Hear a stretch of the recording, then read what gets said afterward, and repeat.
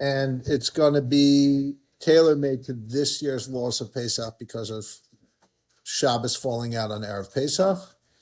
We're generally going to follow the psakim, the Piskei Dinim of Reb Moshe Feinstein, follow his what he said, not just what he wrote in his Shuvos, but more specifically what he practiced. And that's what Shlomo Mr. Paul, whenever he had a couple. Yeah, Reb Moshe was, he was the posek of our generation.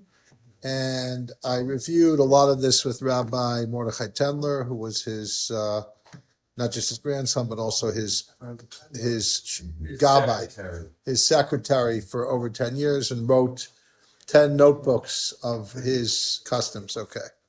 So let's also acknowledge that Abe Rosenberg is sponsoring this tonight in memory of his grandfather, his father's yahrzeit. I'm sorry. Father Yosef and Avram Wolf. Yahrzeit is Chai Nisan, Yudches Nisan, his Neshav Shab and Aliyah. His mother knew my father. Oh, wow. Okay, they went back. But which part of Hungary? It was Romania. Okay.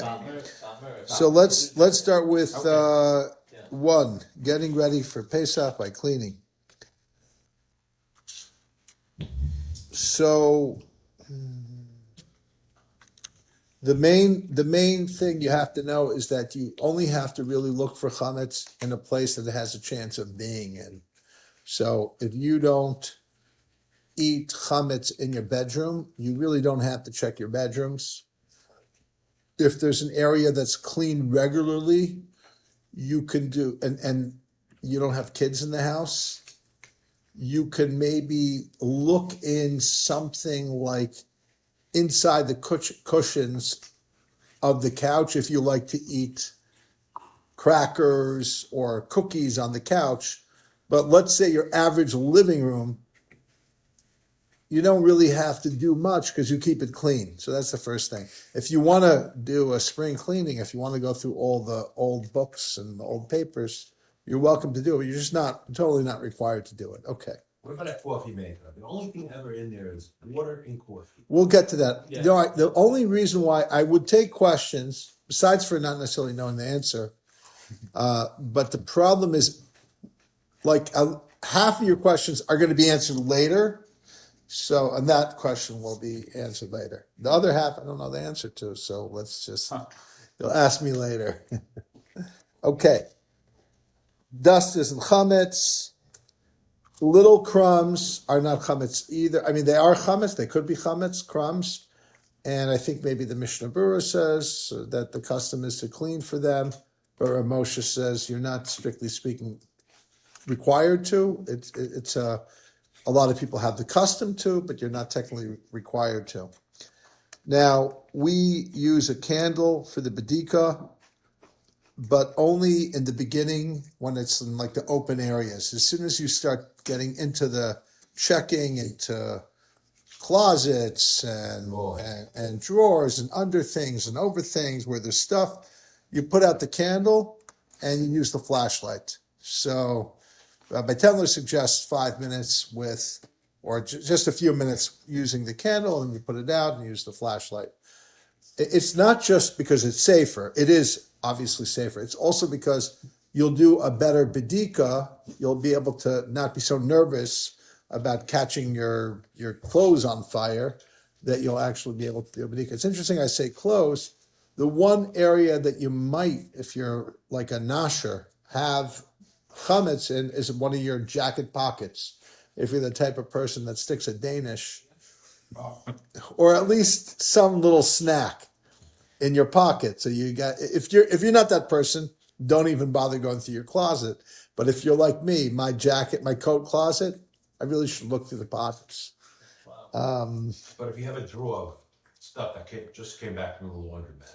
No, you don't have to just say. A lot of people think that they have to look through their closets, their clothing closets. You don't. By the way, 98% of people don't even have to check their jacket pockets because they're normal. So what are they going to put in their jacket pocket? At most a candy. But But even then, okay, so check it so that you don't accidentally eat the candy. But it's not real chametz, even if you can't eat it. It's not kosher for Pesach, but it's not like you're violating the prohibition of having chametz in your home. So your actual closet in your bedroom, correct. There's nothing really to check. I mean, unless you have, it's really only people with little kids who are all over the place. Adults, everyone in the room, your kids are either older or if you have them, so it's, the search is pretty easy. It's just keep your house clean, look in a few areas you wouldn't ordinarily look in, and then get it ready. The kitchen is where you're going to have to do most of the work, turning it over to become into a Pesach kitchen. When you're doing the bedika, the custom is we mostly clean beforehand. Some people are strict that make a little area that they didn't clean so they could feel better about making a bracha. Or you could do what I do, is you don't do a perfect job before. So you do, I do clean the house before Pesach, but I don't do it absolute. I know I'll leave over a couple of places that I'll probably see for the first time. Not a lot, but a couple of places that I will purposely say, it's unlikely that there's any chametz there, but okay, I'll leave it. I'll look at it during the time of the bedika. And our custom is to hide 10 pieces of chametz. If you have a wife, if you have kids, try to include them in the process.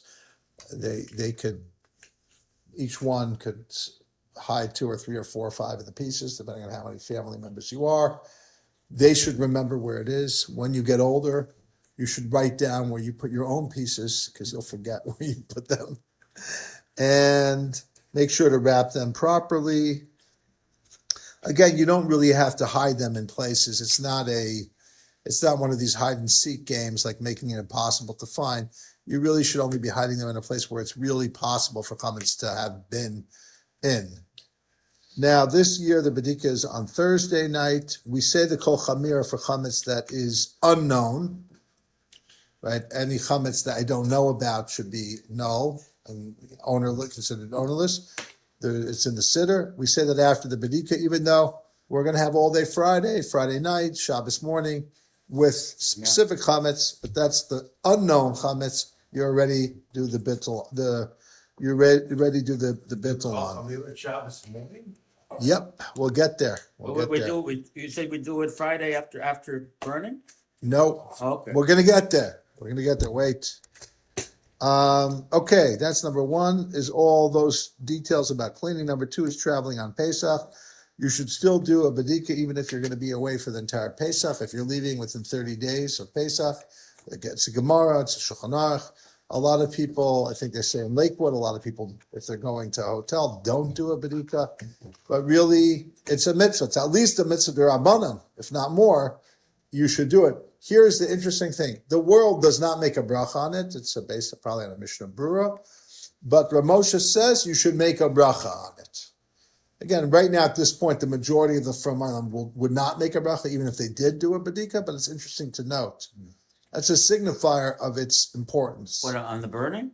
No. We're talking about bedika, not burning now. We're not up to burning. You do bracha on the bedika. I'm talking about when you're traveling and you're away for Pesach. Oh, yeah. Yeah. Most people don't. Let's say you're leaving today. Tomorrow you're leaving to Florida or to California. You should do a bedika. Yeah. You probably don't need to make a bracha. That's what the island does. But I'm just telling you, Moshe says you should make a bracha. No, that's when you should put the bread out. In your house, you probably shouldn't put the bread out because you might actually find chametz in your house.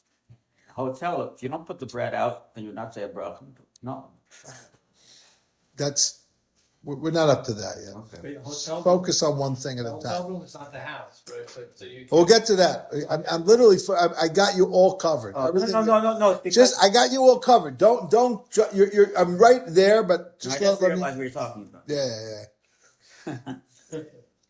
I hear you.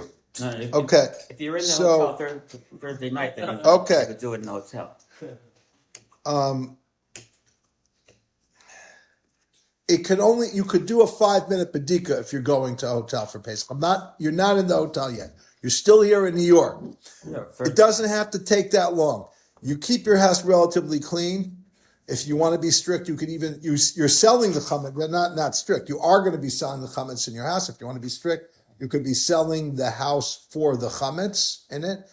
Again, I raised some issues with that last year. Is that I think it's very important. I'm going to get to this later, that we don't ever talk about selling the chametz as if it's a legal fiction. It's real, and I'm going to talk in more detail about that.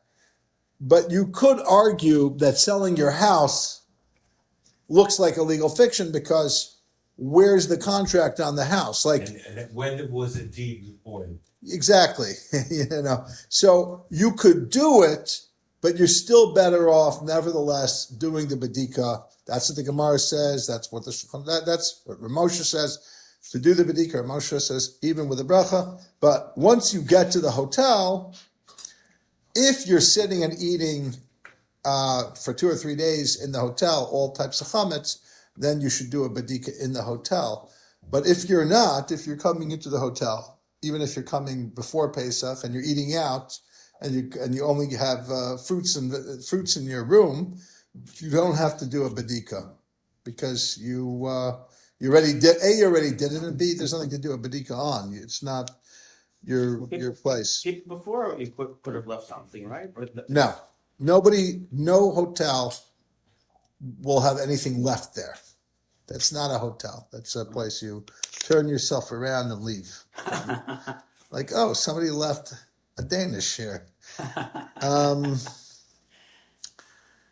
Sometimes there's issues when you're traveling with selling your chametz with a time zone issue. For example, if you're in Israel, it's not really an issue this year, because the time it doesn't really matter going in because of the way it comes out. So, for example, I'm not going to get into the details because it doesn't matter. You got a buffer day.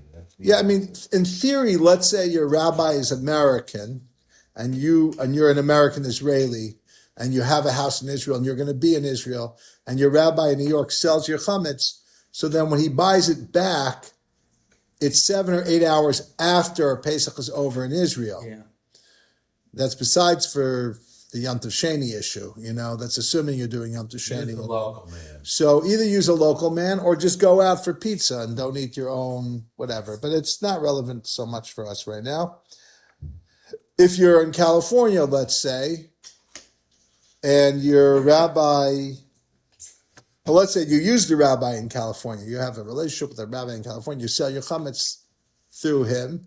So when Pesach gets out here, it's going to be another 3 hours till it gets out. So don't eat your own chametz in your own house. You have to wait another extra 3 hours. Go out and have a pizza instead. Now, getting to the hotel room, what do you do about the mini bar? You can ask them to remove it. It's not your chametz. You don't have to remove it. You could cover it, put a sign on that says something like, reminder, this is not mine, and it's chametz, don't eat it. You'll be more than okay. Or else take out everything that can't spoil and put your own food in it. And he's good, Well, I don't know. I have no idea. Yeah, let's pretend we're going to join our friends in a glass. So now let's talk about selling your chametz. What do you sell? We sell chametz. We sell chametz mixtures. We sell anything that might have chametz. We sell alcohol that has chametz in it.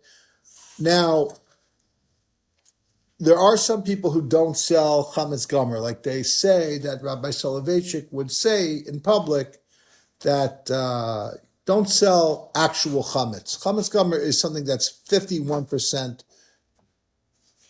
real chametz, like Even either if it's frozen? even if it's well. Let me. I'm gonna get there. I'm really covering like most of what you're gonna ask. So you should, according to Rabbi Soloveitchik, you should give away to an Andrew who will take it forever. Your chametz, whether it's frozen or fresh, and chametz gomer is like actual bread, actual donuts, cake, cookies, Cheerios. Once you're talking about something with chametz ingredients, that's no longer chametz gomer if it is not 51% chametz. I mean, if I have a thing that says corn and wheat, that means there's more corn in it than wheat. So it's not chametz gomer. You can't eat it, of course. You might even be violating a prohibition when you eat it. You are.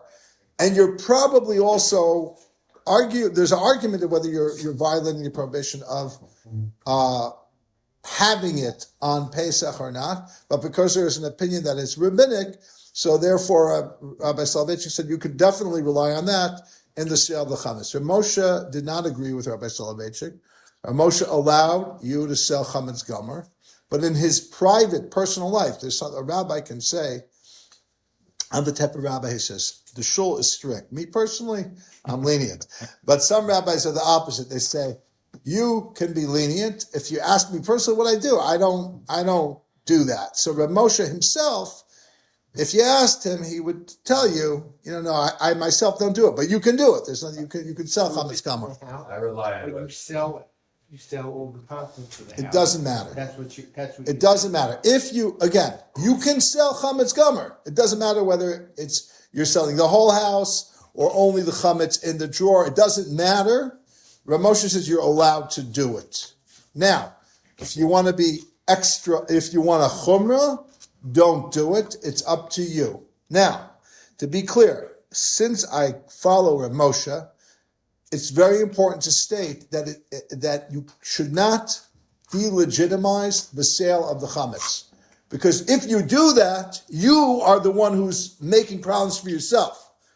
Because if you start saying it's not real, then you're questioning the integrity. Like if I go into a real estate negotiation and they're starting to get a thing, and I'm saying this is not, I don't, no, this is not working. It's not going to work.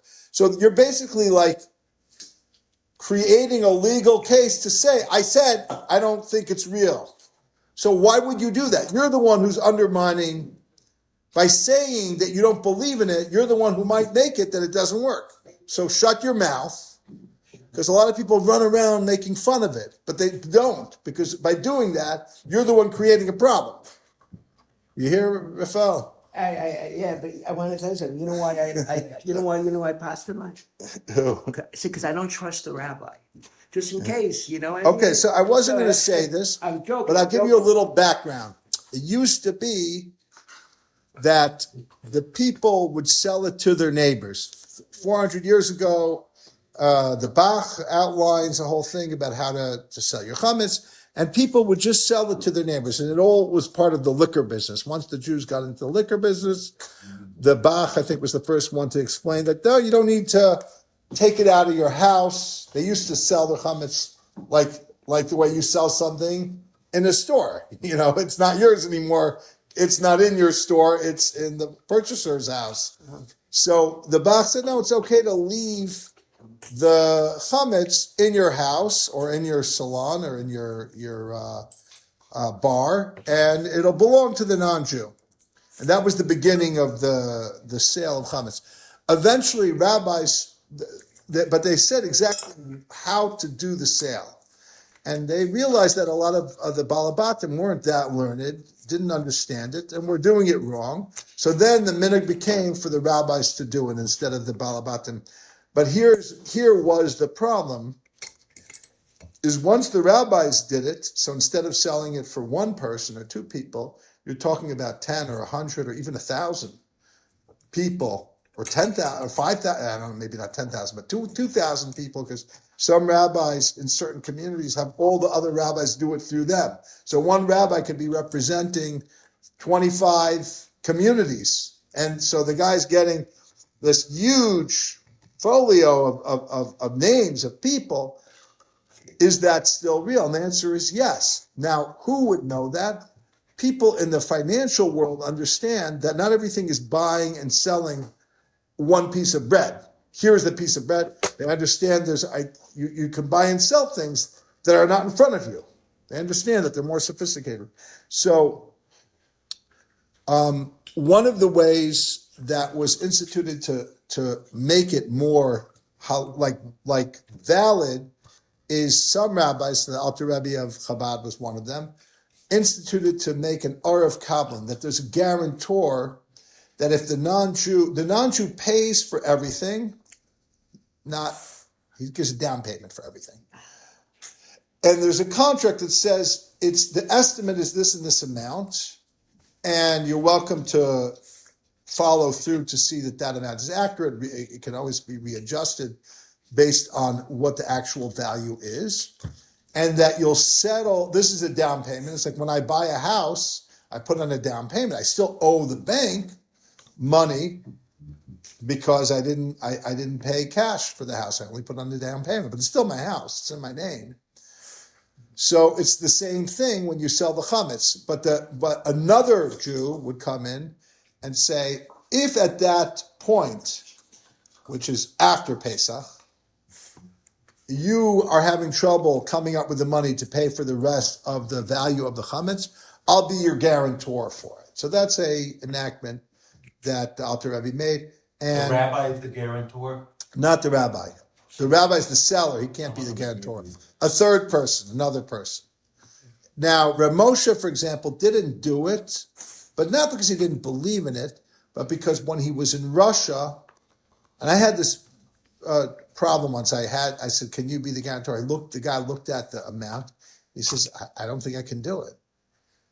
I was like, I guess theoretically the person has to be ready, has to look at that and say, I can do it. If you can't do it, you can't do it. So Reb Moshe said the people in my community were so poor, they would look at the number and like, I can't be the guarantor. But in theory, even Reb Moshe would say, according to his grandson, it's a good thing, you should do it.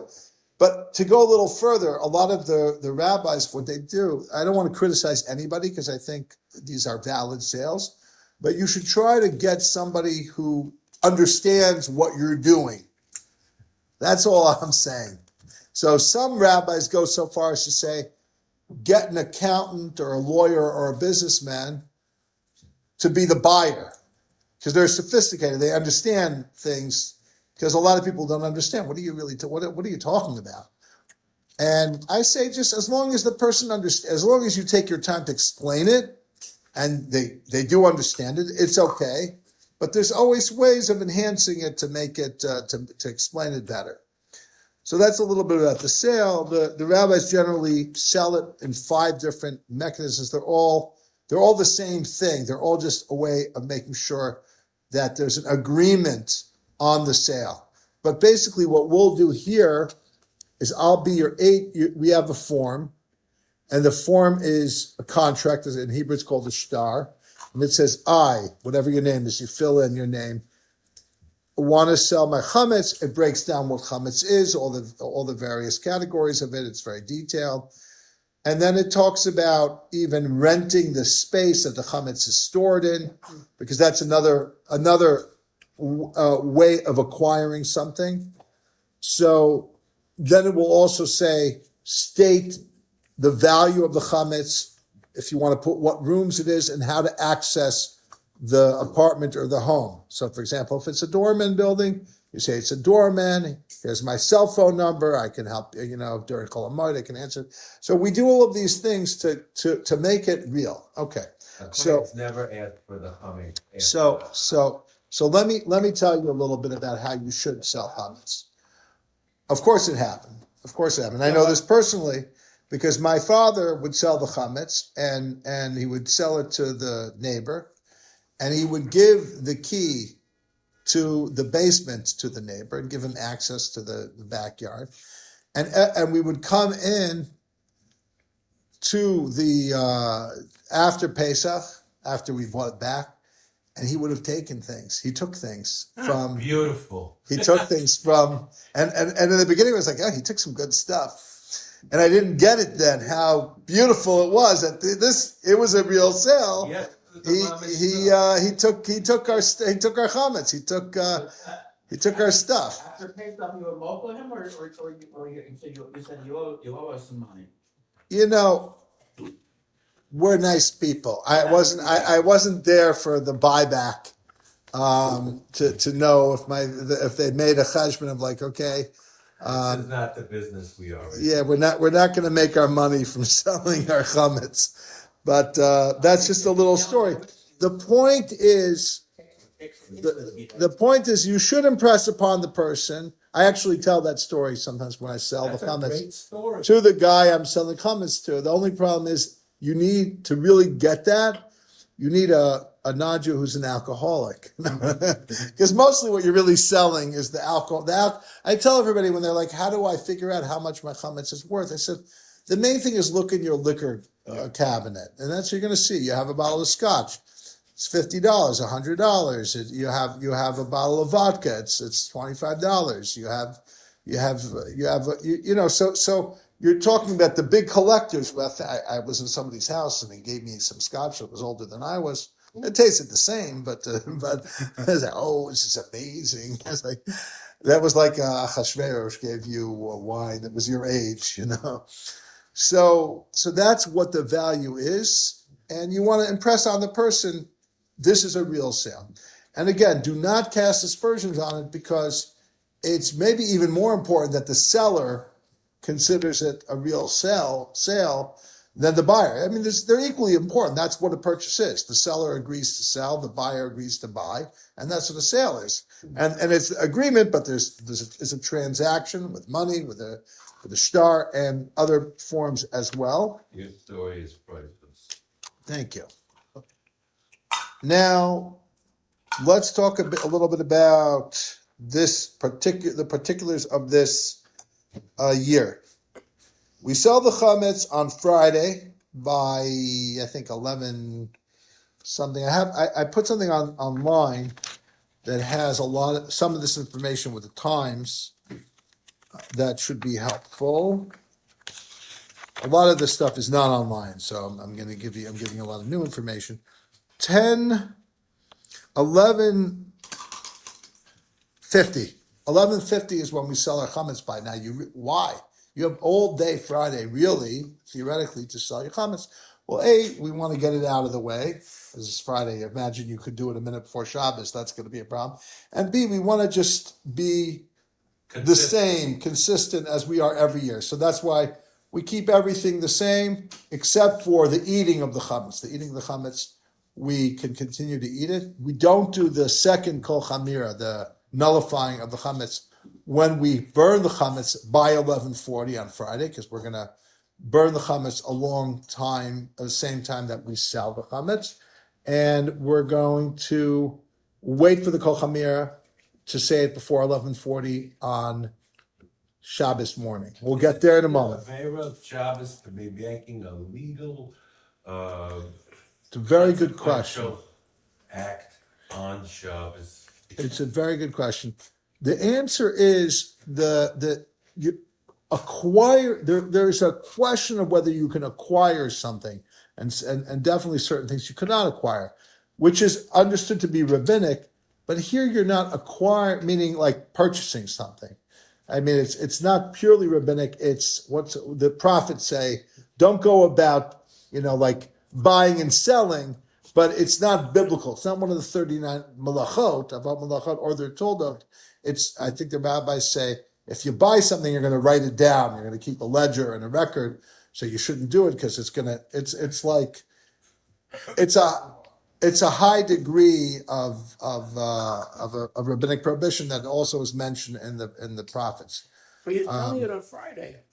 Before Shabbos. No, he's asking I'm just explaining his question of why you could be mevatalit on Shabbos. Oh, yeah. But when I'm doing the bittul, I'm not making any form of a kinyan. On the contrary, I'm saying I no longer am the owner of this thing, and that you are allowed to do on Shabbos. Okay, I hope that answered your question, Dan. Does the sale? As best as possible. Yeah. Does the goy own all the chametz now? The guy owns the chametz, except you actually say, I'm going to write it into the big star, with the exception of a few pre-designated things of chametz that the Jews that we plan on using for Lechem Mishnah Friday night and Shabbos morning, like the little challah rolls that we're going to hold on to make a Motzei on Friday night. That'll be the only thing we're retaining for ourselves that we're not selling. Okay, But some people might actually have chametz meals. Sure, They sure. They go into their sale and get their cereal. If you're really rich and you have like multiple dining rooms, you could have a chametz, You're going out. Okay, but you know what? Again, I'm gonna get there. I'm almost there. It's funny because you guys, whenever you ask a question, you're like not way off. You're just 2 steps ahead of me, and I need to get in. I need to cover that gap with that 1 step. Yeah. Keeps it alive. It keeps it alive. What about selling like the dog? You sell it at the same time? Yes, you can definitely. I wish, Peter, can you go bring a few of the comments contracts? But you So- sell the dog to the same guy? Downstairs. They're downstairs. Yeah, It's okay to do that? you could sell your pet if you only have like chametz food For your pet. for your pet. You could sell your pet to the non-Jew, and then you're just watching his pet. There's also a list that comes out. Good. of And pet free. Yes. Okay, so let's talk about Friday afternoon now. They have The to beer- be told that you're selling dogs. Yeah, they'll like that. Okay, Friday afternoon we get ready for Shabbos. Although I think the RCA sent something from Rabbi Bleich recommending that you cook in your regular non-kosher for Pesach pots and pans for Shabbos meal. The reason is not what you would think. Like there's some reason not to cook Pesach food for Shabbos. It's not the reason. It's since you're going to be eating challah Friday night and early Shabbos morning, so be consistent with the meal. Like you might mistakenly put the challah on a Pesach dika dish and ruin the Pesach dika dish. And so why are you even having the challah at the same table? Because there's a preference of kiddush b'makom suda. When you make kiddush, you should eat the challah and the meal in the same place. But it's not really required. Kiddush b'makom suda is just, even if it's required, it's not that it has to literally be at the same table. That's maybe a slight, if even slight, I'm not even sure, a slight, what's the word? Like preference? Exaggerate. Preference would be the word. But there's no problem with making kiddush and hamotzi, or kiddush in one room and hamotzi in another room, and eating in the third room, if that's what you had in mind. I mean, you could eat So in the- another house. You can't eat in another house. Most opinions say that as long as you have in mind, you can make kiddush in one room and have hamotzi in another room, or make kiddush and hamotzi in one room, as long as you have that in mind. But it's not out of the building. Not out of the building, because that's the majority says don't do that. So what I'm suggesting, not me, I mean what most people suggest, is cook in your Pesach. So Rabbi Bleich says cook in your Pesach dishes, but serve it on disposable, and that way you won't have all these. Cook in your non-Pesach dishes for Shabbos. But who has 2 different kitchens to cook in? Shai used to have it. Yeah, a few people. I know a few people with 2 kitchens, but most people can't do that. So realistically, you shouldn't do that because you're going to make yourself crazy. Cook everything kosher for Pesach. Kosher your kitchen Thursday night, Friday morning, or even earlier. The only thing you should be holding on to is 3 tiny little challah rolls. That's it. And What do you mean 3? You mean for Friday night? and Shabbos morning, you don't 3, because 1 Friday night and 2 Shabbos morning, because you need lechem mishnah. You got 3 Friday night, then 1 gets knocked out. 2 are left. I don't. No. You have to make copies? Yeah, go ahead and make You're right, copies. but you'll need one. You only need one. You only eat. one. You need lechem mishnah, but you only eat 1 at a time. Yeah. Right. But You don't make it a feast. Rabbi, before disposables, what was the rules? before disposables, what I'm saying is you would just make kosher for Pesach, and you would separate. The challah should not be eaten at the table.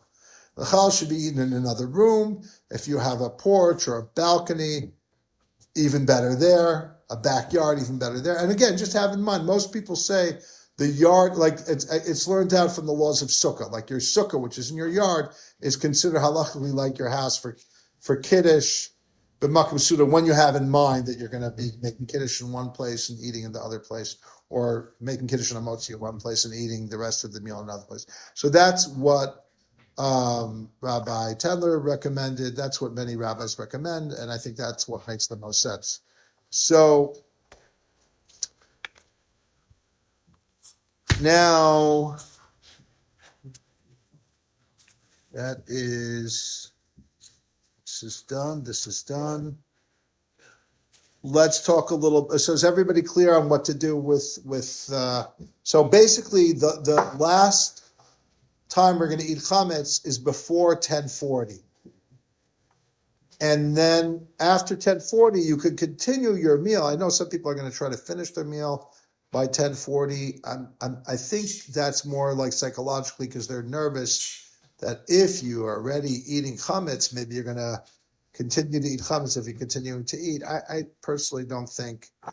I think you have to finish eating your chametz, and then you could continue eating.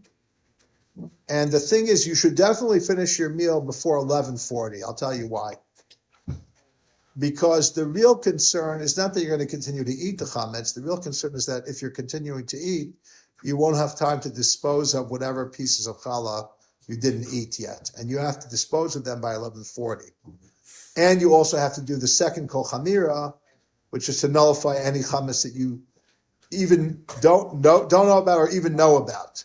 So that all has to happen by 11:40. So you want to be finished reasonably. If you finish your suda and bench by 11:15, 11:20, you still have 20 minutes, 25 minutes to dispose of whatever bread you have, whatever challah you have. How do you dispose of the bread or the challah? So a lot of people used to say flush it down the toilet, but once the Kalbach Shul saw that flushing things down the toilet could cost thousands of dollars, tens of thousands of dollars, we do not recommend you flush your chametz down the toilet. Yes, in theory, you could make it the tiniest of crumbs, and it probably will flush and not clog up your building. But there are always stupid people who are going to put in a challah roll in or half a challah roll in, and it's going to be a disaster. So what you should do is you should go out. This is New York City.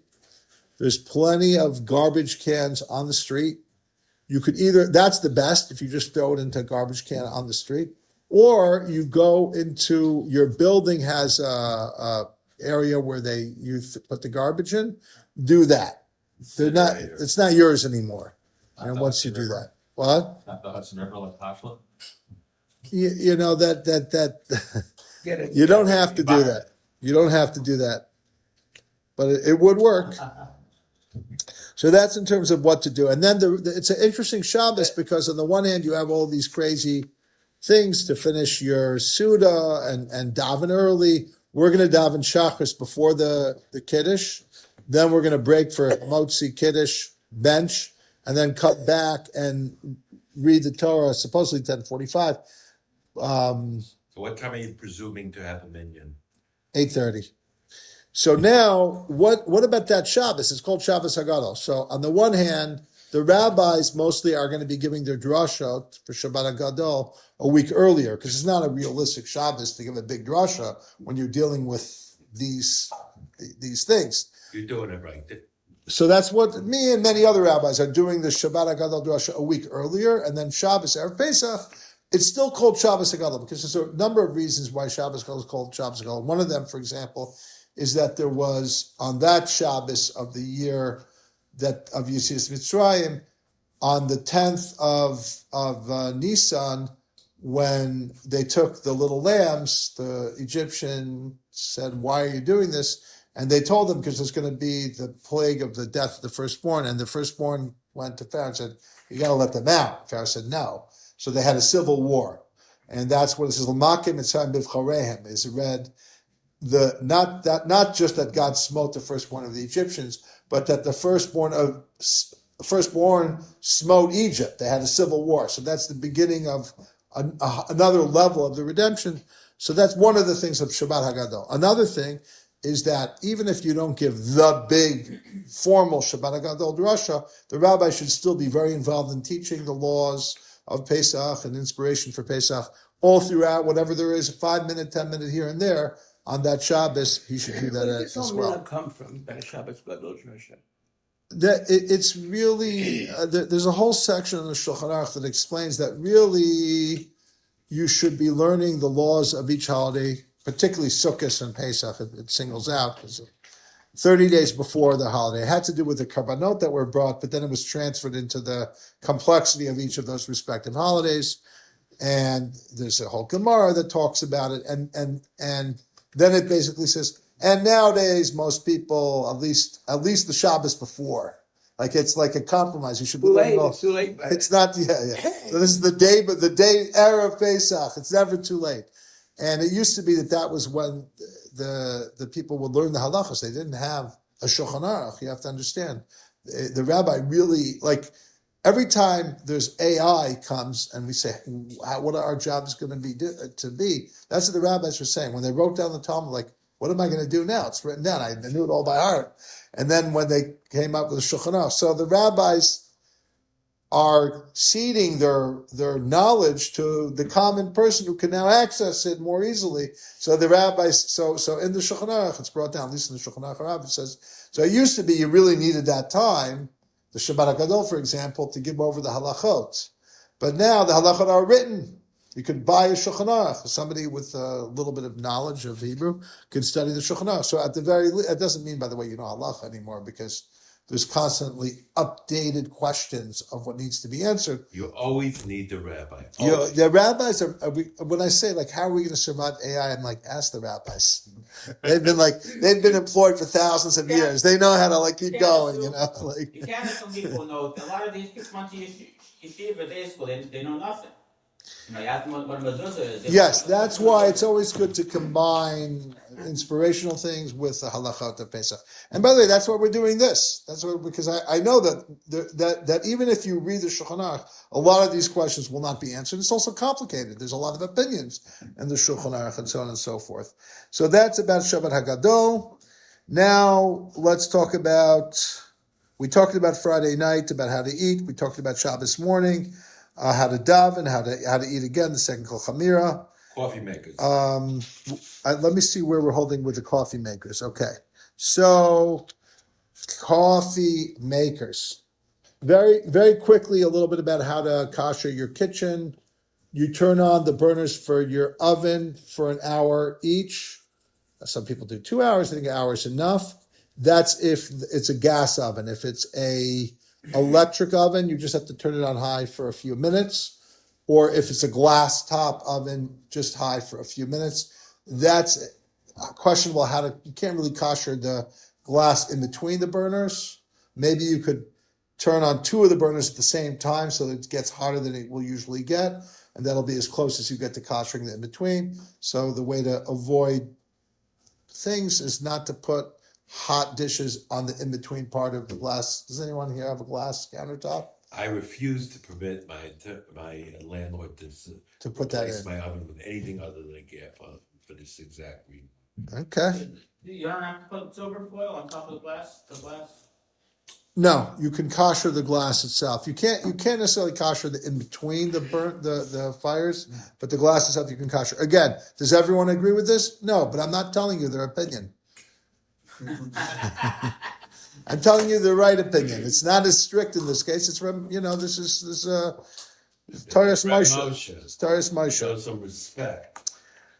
Reb Moshe is very machmir in certain areas and very makel in other areas. It depends. So that is a little bit about koshering the stove top, the oven. If it's a self-cleaning oven, you just self-cleaning cycle, koshers it, fine. Generally, when you kosher things, you don't use it for 24 hours, particularly don't use it with chametz. It should be cleaned before it's koshered. Does anybody here kosher pots and pans, or do you always have set aside, like I do, kosher for Passover? Because I won't get into the koshering pots. You don't kosher frying pans. You don't kosher frying That's pans. ridiculous. Because it's something that cooks in water. Meaning, Just buy because a new one for $1.89. yeah, exactly. Because a pan could cook directly, especially like a non-stick pan. In theory, you're not like the pot. You're cooking in the water. So the pan to kosher it would be you would need libun gomer. You would need a very high level of heat. You'd have to put it back in the kiln. Basically, it's not worth it. So so avoid koshering pans. Definitely not 100. You can't kosher self non-stick pans, but you can kosher pots. You fill them up with water.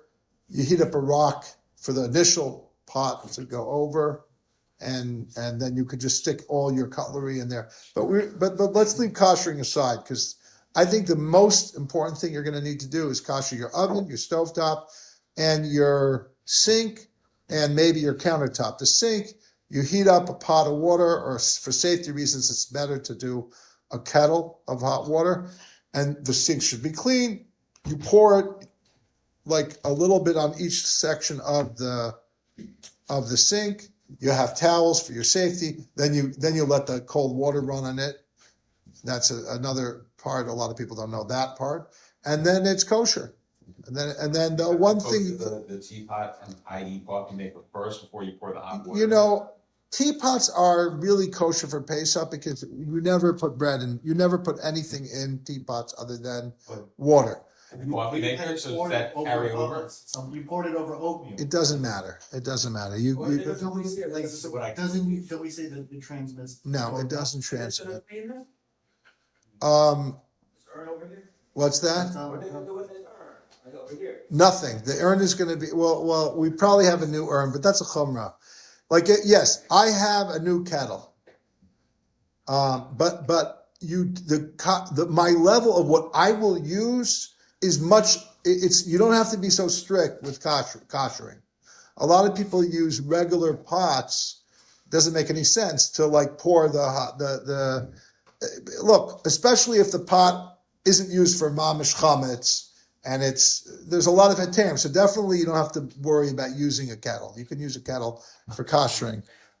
You want to be strict. You raise a little concern about the steam Vibes. coming up. There is a thing about steam coming up. It's probably not happening when you're pouring it into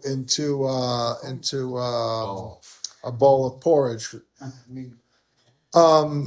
So coffee maker, basically run a clean cycle, because coffee is kosher for Pesach. The worst case scenario is you had decaf that might not be kosher for Pesach. It's not going to be chametz, not going to be real chametz. It's just going to have some ingredient that's not 100%. So just run a clean cycle and it's kosher for Pesach.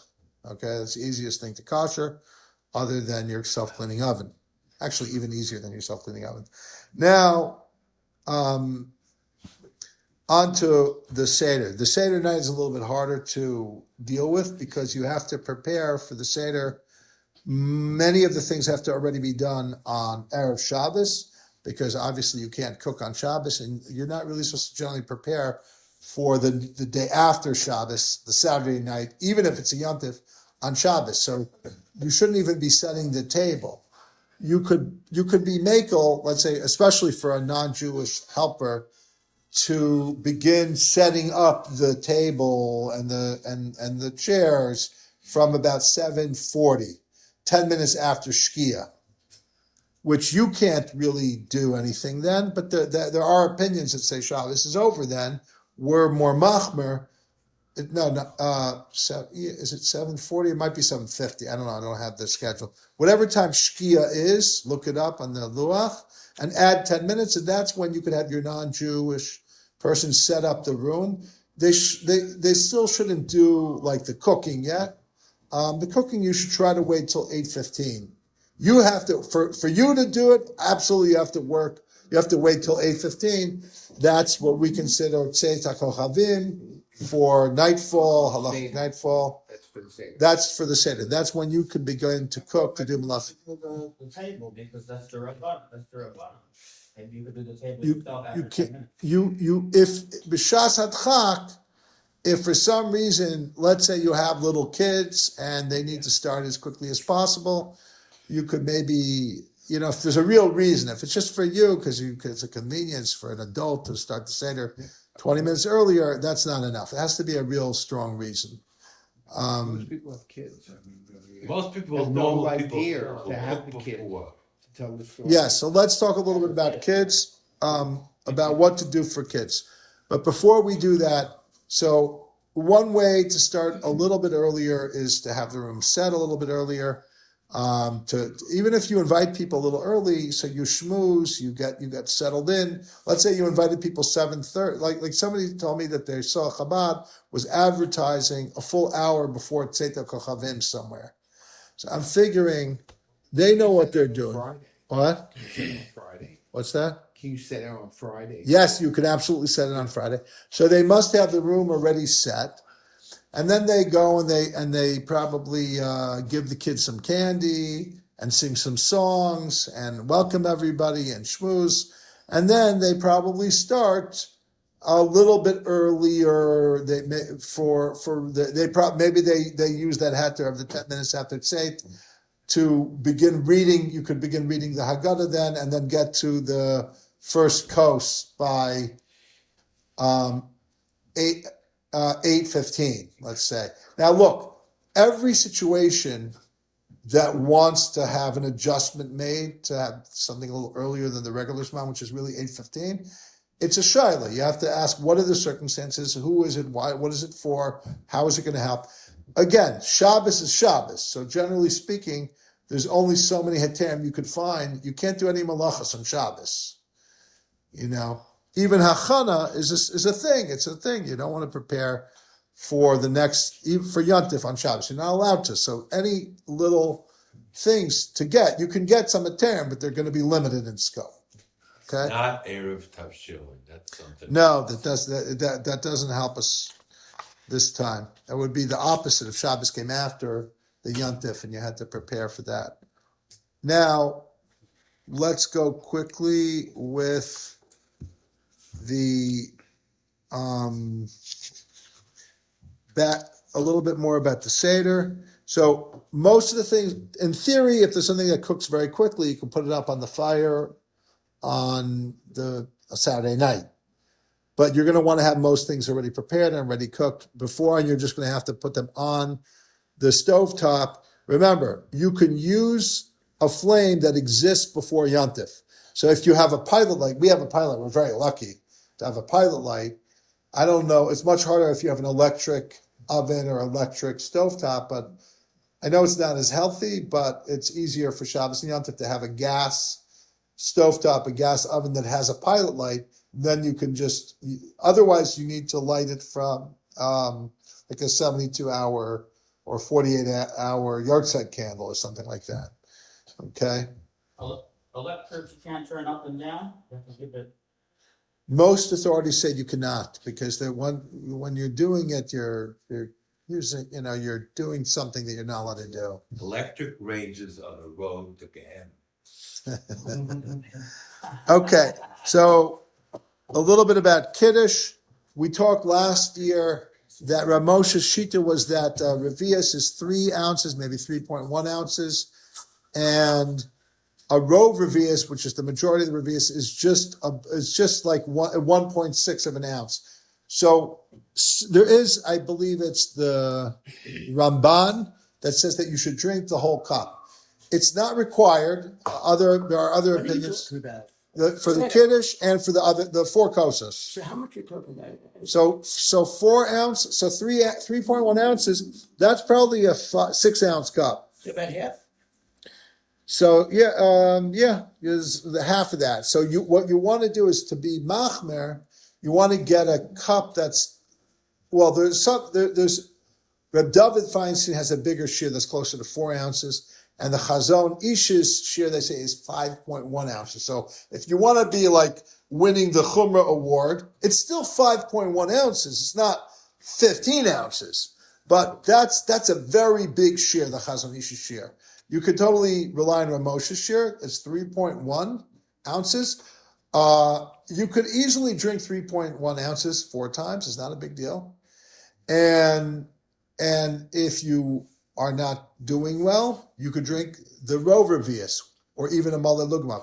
Rover Vias is 1.5 ounces and tiny bit more than 1 1.5, let's say 1.6, and a malalugmov is 1 ounce, according to Reb Moshe. Plenty of grape juice. Doesn't matter. Now, wine is preferable, but if you're not doing well, you can do grape juice. The other thing is if you have God forbid somebody has diabetes or something and they have to watch their sugar, they can put 1/4 or 1/3 of grape juice to 3 ounces to 3 ounce. So in one full cup of 3 ounce cup only has 1 ounce of grape juice, of which you only have to drink 1 ounce of. So you're really only getting 1/3 of an ounce of actual sugar, which is very little. So to do that 4 times, I mean, consult with your doctor, but you'd have to be pretty sick not to be able to do that. What? You're mixing it with water or 1 seltzer. to 2. 1 to 3 or 1 to 3 or 1 to 4. Now, if somebody is sick, by the way, you don't even have to be sick. You could just not like wine, and then you're allowed to mix it with grape juice. Or if for some reason that's too much sugar, you could mix it with water. That's how they used to do it. You go over 50% water, and don't you say a different broth? No. Has to be Halachically, set. they in the time of the Gemara, on the contrary, they wouldn't. There was an opinion that said you don't make hagafen on straight up wine, only if you mix it with 2/3 water. Yeah. Nowadays we're makel in that because we're knowing a lot of people like to drink wine just straight, but that wasn't the way they drank at the time of the Gemara. So it's okay now. The way Rabbi Tandler explained it to me is, think of it this way. Let's assume the wine at the time of the Gemara, based on research or studies, was 12% alcohol. So you want your alcohol to be 3%. That was the alcohol level the Tanaim and the Amoraim were probably drinking it at. Now, otherwise, you're going to become intoxicated. They like to drink. They like to get a buzz, like a beer. Their wine was kind of very close to our beer in alcohol content once they mixed it, like a very low alcoholic beer. Yeah, he doesn't think they used to have this very thick wine. What I understand is they probably had a very thick wine, but it wasn't that the alcohol content was 20% because they can't even make a 20%. It doesn't exist. It doesn't exist. Maybe the highest they can go is maybe 15%, and that's extremely high. Anything beyond that is some crazy thing. It's like fortified or so. Anyway, I was going to talk about Haseba and reading the Haggadah, engaging the kids. I'll just say one thing about engaging the kids is that in the household of Reb Moshe, they would give out candies, chocolates, every 20 or 30 minutes to the kids. But they didn't want to make the adults not take, so everyone got, they would pass out different types of chocolates every 20 minutes, every 30 minutes. And it got everyone excited. And I was like, I think we're going to do that this year here. I think I'm going to get nice chocolates. And every 20 minutes after you make it, you hear it, Danny? I'm here. Bring to your brother nice chocolates. Tell him about Reb Moshe's custom. I got some Gloria's Yes. Anyway, that is, I have a few more things, but that's enough for now because we have to do Ma'ariv now. That stuff should be left to make a diet, the nuts and chocolate you count out? Yeah, it should be less than his eyes. Right? I'm talking about nuts. Yeah, well, they didn't have chocolate the way we do, but instead of nuts, you get the chocolate. It's a very ancient custom. It just fell into disuse. Good. Thank you. Yes. Thank you, guys. Thank you for. Thank you.